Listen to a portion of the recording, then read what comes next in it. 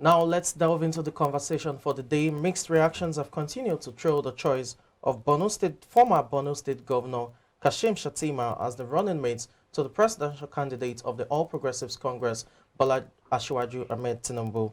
While some notable leaders applauded the choice, some Christian leaders threatened not to back the duo during the 2023 general elections. Announcing the choice of the 7 lawmaker on Sunday, Asiwaju Tinubu said the former governor remains the best person that could help him achieve good governance for Nigerians. Now, to help us analyze this decision is Bolahon Olojade, a public affairs analyst, who joins us via the phone. Good morning and welcome to the show. Good morning. Nice to be on your show. Thank you very much for your time.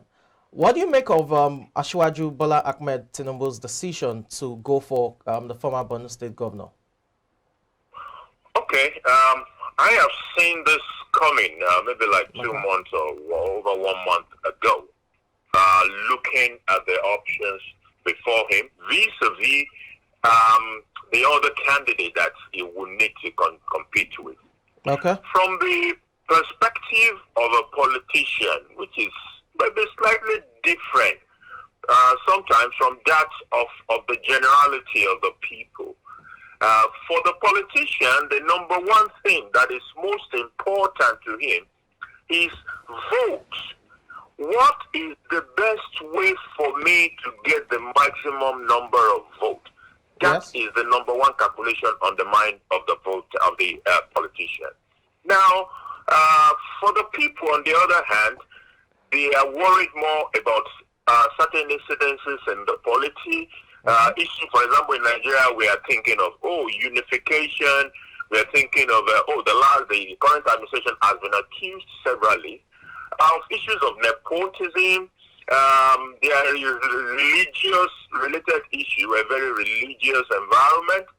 So there are some balancing acts, some equitability or equity that is being built around religion, ethnicity, and other things. So people expect this to play out generally. But this is not how the mind of a politician works.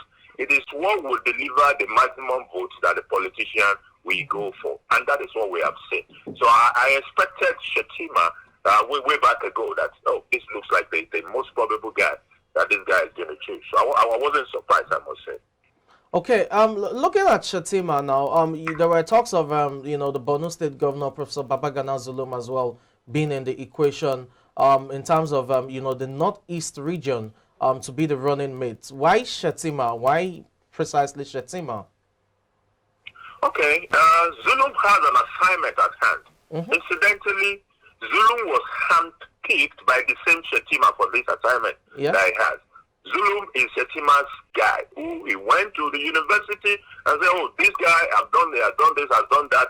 For me, I believe he's the right guy. So come to Borno and come and continue, build on the foundation that I have already set up in Borno. So Zulum is still on that assignment. And if you remember, at some point when his name was in the media, he actually said that he has an assignment and that his primary focus for now is Borno. So it is not surprising that he will stick to Borno, and Shettima will be the person to be picked for this job. Okay, looking at it now, I mean, he has gone for, the electoral decision, talking about the flag bearer of the APC.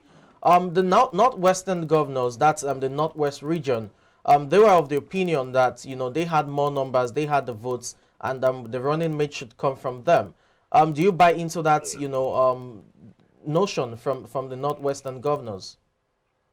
Well, the truth is there are probably 10 or 100 people that I could have chosen from. Okay. It will still have to be one out of the lot that will be chosen.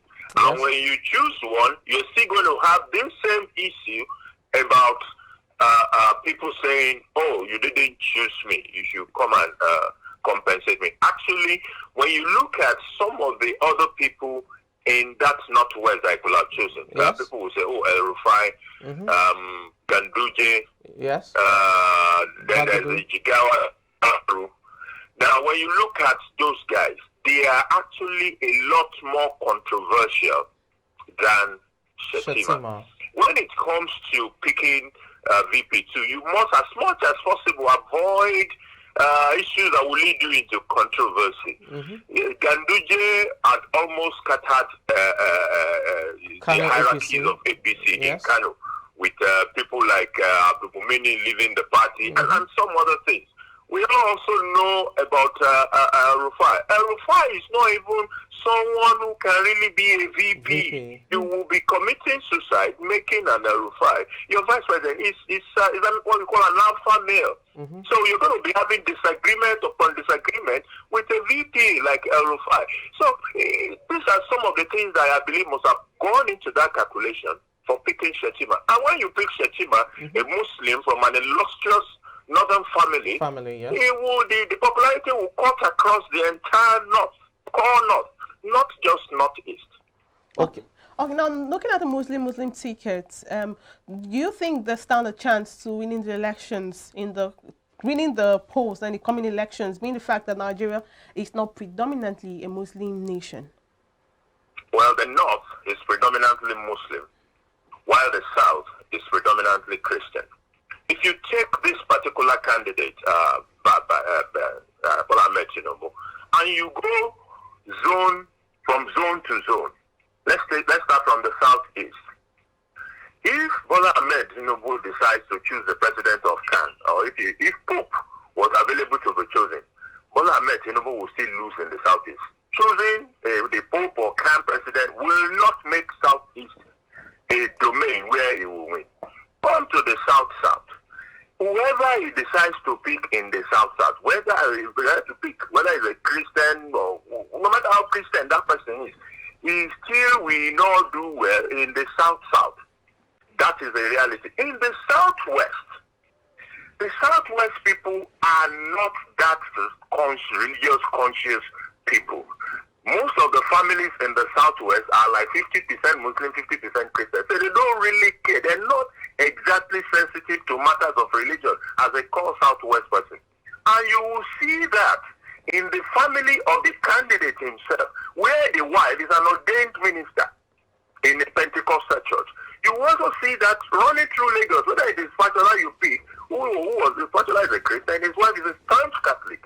Mudashiru Obasa is a Muslim. His wife is an ordained pastor. That is the nature of the Southwest people. So they do not exactly pander to issues of religion. So there will not be any big dent to whatever votes he may have in the Southwest. That is the reality. So where he needs to play or pander to the whims and caprices is in the corner. In the corner, they are sensitive to the fact that the candidate should be a Muslim.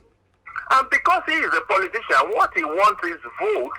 And that's why he has chosen a Muslim. It's a Muslim majority section of the country. And it's a huge vote delivering machinery. The Northwest, the Northeast has a lot of votes, the corner, and they vote for Muslims. But then this is what is informative. Oh, I know, but then the other party, the flag bearer of the PDP, is also a Muslim from the area where there's going to come the bulk of the votes would come from. So having to, you think there's going to be something like a probably division of votes coming from that area, because Atiku is also prominent in the north too. Exactly, it is prominent in the north. When you look at the northeast, it is the same region where Atiku comes from, that Shettima comes from. So obviously, if there was going to be a blanket reign by Atiku in the northwest, in the northeast before, that is no longer there, because he has a candidate now from another party who is equally strong and on ground, and is from a state that is one of the largest in terms of votes in the northeast. So Atiku already has a checkmate in Shettima in the northeast. So when you swing things to the northwest, you look at the 7 states in the northwest. What do you see? You see that 6 of those states are APC governed seats in the northwest. So the candidate of APC may have an inroad into the northwest even more easily than an Atiku will do. These are some of the calculations. These are some of the calculations. Okay, you just talked about, the possibility of Shettima getting the block votes from the northeastern region, considering, the 25% clause in the constitution that requires 2/3 of the states for the president to emerge. Looking at the northwest now, yes, 6 of them are governed by APC. You think across board, Shettima would also pull, a strong force, especially in terms of the north central, against an Atiku, within that region. You think Shettima can get the APC, the block votes they need to, hit that 25%, margin? Exactly. Now let's come to the North Central. The North Central is a more dicey situation, yes, because in the North Central you have significant population of Christians. So you go to Plateau, you go to Benue, and these are places, Benue especially, will be sensitive to the Muslim ticket. And then Plateau will also be sensitive to it, but to a lesser degree. Don't forget what Benue has gone through in the around the issues of header farmer problem, yeah, and all the killings that has happened in that place. So a state like Benue is going to be very sensitive to Muslim ticket. And although the APC has done very well in Benue, despite the fact that Benue has been won by PDP, APC, and I think the margin of vote was like 10,000, less than 20,000 in the last election. Both of them are 300 something, both APC and PDP in Benue in 2019 presidential. But in this time around, I don't foresee APC doing well in Benue at all. But I think there is still a possibility that it might have 25% because APC still has some politicians of influence that are from that state. And it may just manage to get 25% from that place. Okay. Plateau is neither here nor there. Not there. Okay. Let's now delve into the religious aspect of this decision. The Muslim ticket thing.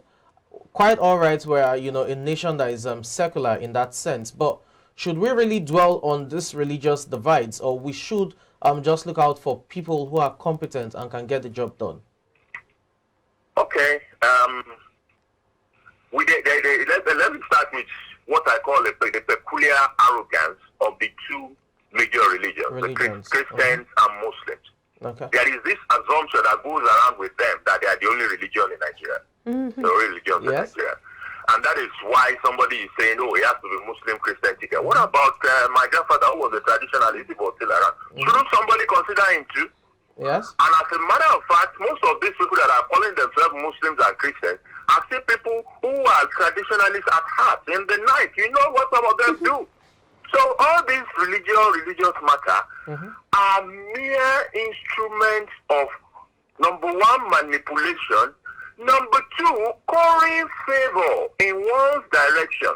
That is what this religion is being used for. We see countries in the world today that are Muslim countries and are doing well. We see the ones that are Christian countries that are doing well. We see the ones that say there is even no God and are doing well. It is not religion that makes a country do well. Religion has been used in Nigeria is a divisive instrument, is an instrument of manipulation, and it's also an instrument of calling favor in one's favor. Let me ask you, the current administration that we have is a mix of what we said we want. We have a president that is Christian, we have a vice president that is, a president that is Muslim and a vice president that is Christian. Has that solved Nigeria's problem? No. Okay, now, so in a nutshell, religion and politics should not come hand in hand. It should be more about competence and capability. Competence and character. Competence and character. That is what delivers successful leadership, not religion. Okay. But then religion could be a factor, I agree with you that the two, Christianity and Islam are not the two. They are not the two religions in Nigeria, but they are the major religion in Nigeria. And and also we've not even had this other people from the other religion come boldly to say, I am from this religion and I want to contest. Probably if we had, don't you think they'll be given a chance? Because someone has even said people swear with the Bible and Quran and still go on to steal. Probably they should start swearing with the Ahmadiyya or the Shango. Probably the whole corruption would reduce. But they've not. That was just a statement that made me laugh too. But these other people have not come boldly to say that they want to be part of the polity. Okay, I think I know someone who has been in politics. I think Professor Wande Abimbola was in politics at some point. He was an Ifa worshipper, and he won election in Nigeria. This issue you are bringing up happens also in ethnicity. Okay. When the major tribes are talking in Nigeria, they talk as if the 200 other tribes do not exist. It is the tyranny of the majority to want to replace all the other small groups and pretend as if they don't exist. They do exist. They exist. Let us focus on what is important and can deliver successful leadership in Nigeria, and that is character and competence. The religion has no place in it. Otherwise, China will not develop now. All right. Saudi is doing very well. Vatican is fine. It's not religion. Religion doesn't deliver anything. Okay, well, that's a good place to wrap up the segment here. Thank you so much, Balahol Olojede. We appreciate your time on the show. The pleasure is mine. Thanks for having me. All right, that was Balahol Olojede speaking to us via phone call, talking about the controversy still relating to the Muslim ticket in the APC. We'll take a short break now. When we come back, we have more interesting conversation for you on the show this morning. Please do stay with us.